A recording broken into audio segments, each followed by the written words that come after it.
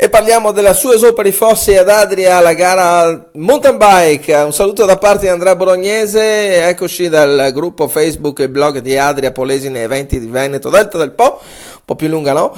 Vabbè, e dall'omonima pagina Facebook, il blog di Adria del Polesine, che potete usare, e usate di più il gruppo, per condividere i vostri volantini, locandine, eventi eccetera eccetera. Ok, le aperture non c'è problema, siamo qua, aspettiamo tutti, lo facciamo per passione perché è una cosa che ci piace. Ok, eccoci, allora parliamo della sua Esoperi Fossi, domenica 13 ottobre 2019, partenza ore 10:15 da Corso Mazzini ad Adria, cioè all'incirca dove sta il comando della polizia locale.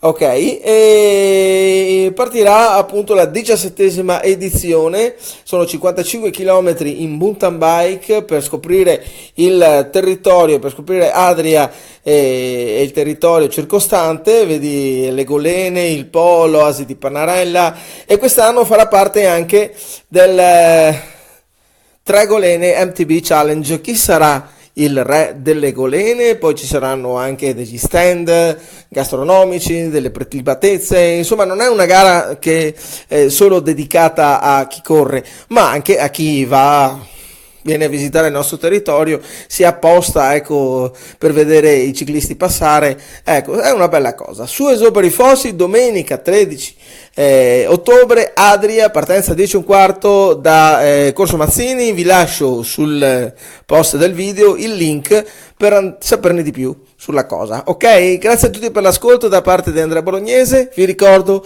il gruppo Facebook e il blog di Adria Polesine Eventi Veneto Delta del Po per condividere le vostre locandine eccetera eccetera, e basta. Ciao, alla prossima.